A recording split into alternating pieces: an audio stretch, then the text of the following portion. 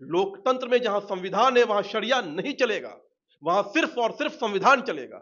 तो ऐसे लोगों की जगह इस देश के मुसलमान तय करेंगे। एक आदमी खोज कर लाओ इस देश के अंदर जिस मुसलमान की नागरिकता छीन ली गई हो, जिसको देश से निकाल दिया गया हो, एक आदमी लेकर के आओ। ये वही झूठे मक्कार लोग हैं जो अब ये अफवाह फैला रहे हैं कि मुसलमानों की संपत्ति, वक्फ की संपत्ति सरकार छीन गई। पिछले 70 वर्षों में जो भी कांग्रेस की सरकारें रहीं, उन्होंने सामाजिक न्याय के आधार पर नहीं बल्कि तुष्टीकरण के आधार पर अपीजमेंट किया, मुसलमानों को तुष्टीकरण किया। और ये संविधान बचाने नहीं बल्कि शरिया बचाने आए हैं। और ये देश लोकतंत्र से चलता है ना कि शरिया से चलता है, और ये देश संविधान से चलेगा ना कि शरिया से चलेगा। तो ये संविधान बचाने वाले लोग नहीं, शरिया बचाने वाले लोग हैं। ये संविधान की बात करने वाले लोग नहीं बल्कि शरिया की बात करने वाले हैं लोग हैं। और भारत सिर्फ और सिर्फ संविधान से चलेगा। यतीम, बेवा, मिस्कीन बच्चों के फटेहाल फोटो को दिखा करके सऊदी अरब और मिडिल ईस्ट कंट्री से पैसा लेकर के आते हैं, उनके नाम पर अपने दुकान को चलाते हैं और अपना पेट भरने का काम करते हैं। ये वो दलाल है। ये वक्फ अमेंडमेंट बिल गरीब, यतीम, बेवा, मिस्कीन, दलित, पासमानदा मुसलमानों के लिए है। और ये उनके लिए बनाया गया है। उनके जीवन में बदलाव कैसे आए उसके लिए बनाया गया है। इन काले कौवे से कोई डरने वाला है? इनकी हैसियत और औकात क्या है? नमस्कार, आप देख रहे हैं द पंचायत और आपके साथ मैं हूं हर्ष कुमार। अभी हम मौजूद हैं बिहार भाजपा के प्रदेश कार्यालय में और कल पटना में गांधी मैदान में वक्त बचाओ संविधान बचाओ कॉन्फ्रेंस होने जा रही है, जिसको कि तमाम विपक्षी पार्टियां हो या कुछ मुस्लिम संगठन या यूं कहें कि मुस्लिम मुस्लिम संगठनों ने इसको अपना समर्थन दिया है और कल इसको भव्य तरीके से गांधी मैदान में आयोजित करने जा रही है। अभी इसी विषय पर बात करने के लिए हमारे साथ मौजूद हैं भाजपा मीडिया प्रभारी, बिहार भाजपा मीडिया प्रभारी दानिश इकबाल जी। दानिश जी, बहुत स्वागत है आपका। शुक्रिया। दानिश जी, कल गांधी मैदान में वक्त बचाओ संविधान बचाओ कॉन्फ्रेंस होने जा रही है, इस पर क्या कुछ कहना है आपका? ये कौन लोग हैं जो वक्फ बचाने की बात कर रहे हैं? आज़ादी के 70 वर्षों के बाद वक्फ की संपत्तियां लूटी, वक्फ की प्रॉपर्टीज को लूटा गया, वक्फ के पैसे को लूटा गया, और वक्फ का निर्माण जिन लोगों के लिए किया गया था उनके अधिकारों का हनन हुआ। तब ये वक्फ बचाने वाले लोग जो कल गांधी मैदान में एकत्रित हो रहे हैं, कहाँ थे? क्योंकि ये वही लोग हैं जिन्होंने वक्फ को लूटा, ये वही लोग हैं जिन्होंने वक्फ की संपत्तियों को अपना बनाया, ये वही लोग हैं जिन्होंने जो है, जो जिसका अधिकार वक्फ की संपत्ति पर था, उनको उनके अधिकार से दूर रखा। नरेंद्र मोदी ने वक्फ को बचाने का काम किया। वक्फ अमेंडमेंट बिल को पास करके नरेंद्र मोदी जी ने वक्फ के संपत्ति को संरक्षित करने का काम किया। और वक्फ की जो आय होगी, लगभग अब 20-25 हजार करोड़ रुपए जो आय होगी, उसका सीधा फायदा जो है, जो दलित मुसलमान हैं, जो गरीब हैं, यतीम हैं, बेवा हैं, मिस्कीन हैं, उन तक पहुंचाया जाएगा। इसलिए ये वो लोग हैं जो वक्फ की संपत्ति की दलाली करते थे, वक्फ के पैसों की दलाली करते थे, वो अपने दुकान को बचाने के लिए, अपनी दुकानदारी को बचाने के लिए कल एकत्रित हो रहे हैं। ये संविधान की बात करते हैं। ये कौन से संविधान की बात करते हैं? जब संविधान निर्माता बाबा भीमराव अंबेडकर जी की तस्वीर लालू प्रसाद यादव के चरणों में पड़ी रहती है। आप बताइए, इस देश के अंदर, इस बिहार के अंदर एक भी ये काउंसिल्स, ये all India Muslim Personal Law Board, ये सो कॉल्ड ये मुस्लिम, बाबा भीमराव साहब जो है वो दलित, पिछड़े, अति पिछड़े की आवाज है। उन्होंने हमें शक्ति प्रदान की। आज आज दलित समाज या पसमानदा समाज मुख्यधारा में जुड़ा, आज उसे अधिकार, समानता का अधिकार मिला, तो ये बाबा साहब की देन है। बाबा साहब हमारे लिए पूजनीय है। और हम संविधान की बात करते हैं और संविधान के निर्माता का जो है अपमान हो रहा है, आपकी तरफ से एक आवाज नहीं उठी, और आप संविधान बचाने की बात करते हैं। कौन सा संविधान और कौन से देश की बात करते हैं? जब ट्रिपल तलाक के माध्यम से देश के मुसलमान बेटियों के जीवन को, जिंदगी को जहन्नम बनाया जा रहा था और आपके द्वारा बनाया जा रहा था, तब आप देश बचाने नहीं निकले थे। तो इसलिए ये लोग पूरी तरह से दलाल हैं। मतलब आपका आरोप है कि जो वक्फ की संपत्ति है या जो पहले या अब जो वक्फ के नाम पर जो आरोप प्रत्यारोप चल रहा है या जो भी प्रदर्शन कर रहे हैं, ये सब आपके हिसाब से वो दलाल हैं? निश्चित तौर पर। क्या वक्फ की संपत्ति को बीजेपी ने लूटा? क्या वक्फ की संपत्ति को आरएसएस के लोगों ने लूटा? क्या बजरंग दल और विश्व हिंदू परिषद ने वक्फ की संपत्ति को लूटा? क्या वक्फ का निर्माण जिन लोगों के लिए किया गया था, उनको उससे महरूम किसने रखा? ये वही लोग हैं जिन्होंने अपनी दुकानदारी चलाई। इस देश के अंदर लगभग 50 से ज्यादा वर्षों तक कांग्रेस की सत्ता रही, कांग्रेस का अपीजमेंट रहा, और चंद मुसलमानों की दुकानें चलती रही, तभी आवाज नहीं उठाई। आज अगर देश के अंदर नरेंद्र मोदी जी ने वक्फ को संरक्षित किया, वक्फ का जिस पे अधिकार था उसको उसका अधिकार दिलाने का काम किया, तो आज ये परेशान है, आज ये काले कपड़े लपेट करके जो है काले कौवे की तरह मंडराने का काम कर रहे हैं दलित पासमानदाओं के अधिकारों पर। ये अब नहीं चलेगा। दानिश जी, जब ट्रिपल तलाक की बात आपने की, जब ट्रिपल तलाक पर बिल आया था या फिर अभी जो वक्फ अमेंडमेंट एक्ट आया, तो ये जब आपके हिसाब से या आपकी पार्टी के हिसाब से मुस्लिमों के उत्थान के लिए ये बिल लाया गया, पहले भी महिलाओं के और अभी भी गरीब पसमानदा, क्या गरीब पसमानदा पहले नहीं थे? क्योंकि अब ये ज़्यादा शब्द जो है चलन में ज़्यादा आया है, तो फिर अगर ये मुस्लिम समाज के हित के लिए है तो फिर इस पे इतना बवाल क्यों होता है? यही तो अफसोस है कि पिछले 70 वर्षों में जो भी कांग्रेस की सरकारें रहीं, उन्होंने सामाजिक न्याय के आधार पर नहीं बल्कि तुष्टीकरण के आधार पर अपीजमेंट किया, मुसलमानों को तुष्टीकरण किया। नरेंद्र मोदी जी इस देश के पहले प्रधानमंत्री हैं जिन्होंने तुष्टीकरण के आधार पर नहीं बल्कि सामाजिक न्याय के आधार पर दलित, पिछड़े, पासमानदा समाज को मुख्यधारा में जोड़ने का काम किया, उनके जीवन में बदलाव लाने का काम किया।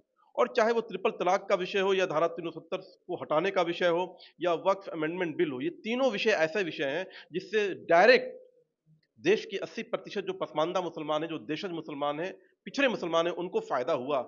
अगर धारा 370 को सरकार ने डिमोलिश किया तो उसका सीधा फायदा जम्मू कश्मीर में रहने वाले बकरवाल कम्युनिटी, गुजर कम्युनिटी, दलित पासमानदा समाज को हुआ। उनके जीवन में पहली बार वहां आरक्षण प्राप्त हुआ।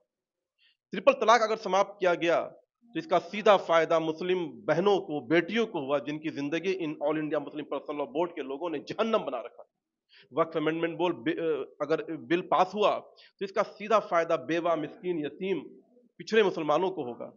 इसलिए एक तबका ऐसा है इस देश के अंदर जो दलित मुसलमानों को, पिछड़े मुसलमानों को, पासमानदा मुसलमानों को अपना गुलाम बनाना चाहता है। वो नहीं चाहता है कि दलित मुसलमान, पासमानदा मुसलमान के बच्चे भी तालीम हासिल कर लें।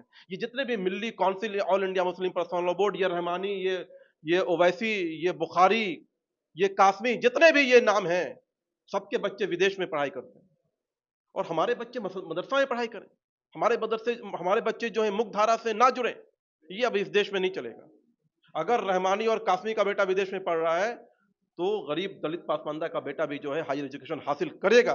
ये चिंता है, ये हमारी प्रतिबद्धता है। और ये क्या चाहते हैं? ये चाहते हैं कि दलित पासमानदा का, मुसलमान का बच्चा जो है वो तालीम हासिल ना करे, वो मुख्य धारा में ना जुड़े, दलित पासमानदा मुस्लिम महिलाएं जो है वो अवेयरनेस ना हो, ताकि ये मठाधीश बनकर बैठे रहें, ये अपने फतवा देते रहें और ये संविधान बचाने नहीं बल्कि शरिया बचाने आए हैं। और ये देश लोकतंत्र से चलता है ना कि शरिया से चलता है, और ये देश संविधान से चलेगा ना कि शरिया से चलेगा। तो ये संविधान बचाने वाले लोग नहीं, शरिया बचाने वाले लोग हैं। ये संविधान की बात करने वाले लोग नहीं बल्कि शरिया की बात करने वाले हैं लोग हैं। और भारत सिर्फ और सिर्फ संविधान से चलेगा। अच्छा, all India Muslim Personal Law board जैसे जो मुस्लिम संगठन है या विपक्ष की पार्टियां हैं, उनका आरोप है कि जो ये वक्फ संशोधन विधेयक लाया गया, ये मुस्लिमों पर अत्याचार है और उनकी जो संपत्तियां हैं जो वक्फ के तहत अधीन है, उसको भाजपा की सरकार बेचना चाहती है, उस पर कब्जा करना चाहती है। इस पर क्या है, आपके पार्टी का क्या स्टैंड है? ये वही ये वही लोग हैं जिन लोगों ने इस देश में एक माहौल बनाया, देश में अफवाह उड़ाए कि मुसलमानों की नागरिकता छीन ली जाएगी। मैं चुनौती के साथ कहता हूं, एक आदमी खोज कर लाओ इस देश के अंदर जिस मुसलमान की नागरिकता छीन ली गई हो, जिसको देश से निकाल दिया गया हो, एक आदमी लेकर के आओ। ये वही झूठे मक्कार लोग हैं जो अब ये अफवाह फैला रहे हैं कि मुसलमानों की संपत्ति, वक्फ की संपत्ति सरकार छीन लेगी। ये वही लोग हैं जो कहते थे ट्रिपल तलाक का कानून शरिया का कानून है, कुरान का कानून है, अल्लाह का कानून है। और यही लोगों ने सुप्रीम कोर्ट के अंदर एक्सेप्ट किया कि ट्रिपल तलाक का कानून गलत कानून है, मुझे राइट्स दिया जाए इसके अंदर कानून बनाने का, प्रावधान लाने का और तब्दीलियां करने का। ये हिपोक्रेट लोग हैं। एक तरफ इन्होंने 70 वर्षों तक मुसलमान बहनों, बेटियों की जिंदगी को खराब किया ट्रिपल तलाक कानून के माध्यम से, दूसरी तरफ जब सुप्रीम कोर्ट में सुनवाई चल रही थी तो उन्होंने एक्सेप्ट किया कि हाँ ये कानून गलत था। जब गलत था, आपने एक्सेप्ट किया, तो इसका जिम्मेदार कौन? आपने माफी मांगी उन बहनों बेटियों से जिनकी जिंदगी खराब हुई, जिनकी जिंदगी जहन्नम हुई। तो ये लोग का पर्दाफाश हो चुका है। इन लोगों की जो हिपोक्रेसी है वो आम मुसलमानों के सामने आ चुकी है। ये वही लोग हैं जो यतीम, बेवा, मिस्कीन बच्चों के फटेहाल फोटो को दिखा करके सऊदी अरब और मिडिल ईस्ट कंट्री से पैसा लेकर के आते हैं, उनके नाम पर अपने दुकान को चलाते हैं और अपना पेट भरने का काम करते हैं। ये वो दलाल है। अच्छा दानिश जी, कल जो कॉन्फ्रेंस होने जा रही है गांधी मैदान में, तो कुछ मुस्लिम संगठन हैं, उनका कहना है कि जिस प्रकार से केंद्र ने 3 कृषि कानून जो थी उसको वापस लिया था, तो वो आंदोलन उसी तरीके से किया जाए जिसकी वजह से कि भाजपा की सरकार इस मुद्दे पर भी झुके और बिल को वापस ले। क्या आपको लगता है कि आपकी पार्टी जो सरकार चला रही है केंद्र में, क्या वो इस मुद्दे पर झुकेगी और जैसे कृषि कानून वापस लिया गया वैसे ही वक्फ का कानून भी वापस लिया जाएगा? देखो, ये जो दलाल हैं, जो काला कपड़ा पहन करके काले कौवे की तरह कल मंडराएंगे गांधी मैदान पे, कान खोल करके सुन ले ये दलाल। इनकी ये कांग्रेस की सरकार नहीं है कि एक 60 वर्ष की बेवा के लिए 60 रुपए भत्ता देने के लिए सुप्रीम कोर्ट के कानून को बदल दे। सोचिए क्या क्या सोच रही होगी, आप सायरा बानू की नहीं इसकी बात क्या कर रहे सोच रही होगी कि 60 वर्ष की महिला को 60 रुपये देने के लिए सुप्रीम कोर्ट के कानून को बदल दिया। इस हद तक कोई गिर सकता है, कोई सरकार गिर सकती है। ये उस सरकार समझा है क्या, नरेंद्र मोदी की सरकार को? ये वक्फ अमेंडमेंट बिल गरीब, यतीम, बेवा, मिस्कीन, दलित, पासमानदा मुसलमानों के लिए है और ये उनके लिए बनाया गया है। उनके जीवन में बदलाव कैसे आए उसके लिए बनाया गया है। इन काले कौवे से कोई डरने वाला है? इनकी हैसियत और औकात क्या है? ये दलाल हैं, खुले दलाल हैं ये। इन्होंने मुसलमानों की जिंदगी को खराब किया, इन्होंने मुसलमानों की पहचान को खराब किया। ये संविधान बचाने की बात करते हैं। कौन सा संविधान? जब देश के कुछ लोग देश को बदनाम करते हैं विदेश में, जब देश के कुछ लोग भारत की सेना की वीरता और शौर्यता पर सवाल खड़ा करते हैं, जब वो सबूत मांगते हैं, तब ये काले कौवे काला पट्टा बांध करके क्यों नहीं विरोध करते हैं? तब ये मिल्ली और Milli Council, All India Muslim Personal Law Board और कासमी और रहमानी कहां मर जाते हैं? जब देश की संवैधानिक व्यवस्था पर हमला होता है, तब इनकी आवाज कहां बंद हो जाती है? जब देश की न्यायिक व्यवस्था पर हमला होता है, तब इनकी आवाज कहां बंद हो जाती है? जब बाबा भीमराव अंबेडकर का अपमान होता है, तब इनकी आवाज कहां बंद हो जाती है? ये देश बचाएंगे, ये संविधान की बात करते हैं। ये शरिया वाले लोग हैं, ये शरिया बचाने और शरिया को थोपने वाले लोग हैं। इसलिए ऐसे लोगों की कोई जगह नहीं है इस देश में। लोकतंत्र में जहां संविधान है वहां शरिया नहीं चलेगा, वहां सिर्फ और सिर्फ संविधान चलेगा। तो ऐसे लोगों की जगह इस देश के मुसलमान तय करेंगे। इस देश के आम मुसलमान, जो पढ़े लिखे मुसलमान हैं, जो सजग मुसलमान हैं, वो खुद ऐसे चंद दलालों के जो शरिया को स्थापित करना चाहते हैं, उन लोगों की जगह तय करेंगे। वक्त आने दीजिए। तो ये थे बिहार भाजपा के मीडिया प्रभारी दानिश इकबाल, जिनका साफ तौर पर कहना है कि कल जो गांधी मैदान में वक्त बचाओ संविधान बचाओ कॉन्फ्रेंस होने जा रहा है, वो कोई संविधान बचाने का नहीं, शरिया बचाने का। और जो कुछ ठेकेदार हैं मुस्लिम संगठन में, उनका जो दुकान है, इनका सीधा आरोप है कि वो अपनी दुकान बचाने के लिए ये कर रहे हैं, संविधान से इनको कोई मतलब नहीं है। और जहां तक वक्त के वापसी की बात है, तो इनका साफ तौर पर कहना है कि ये कांग्रेस की सरकार नहीं है, ये भाजपा की सरकार है और इस पर कोई विचार भी नहीं किया जाएगा। बहरहाल देखना ये होगा कि कल जो कॉन्फ्रेंस होने जा रही है वो क्या रंग लाएगी, क्योंकि बिहार में अभी चुनाव भी होने वाला है और इसी से जोड़ करके इसको भी देखा जा रहा है। बहरहाल इस खबर में इतना ही। आप देखते रहिए द पंचायत। बहुत बहुत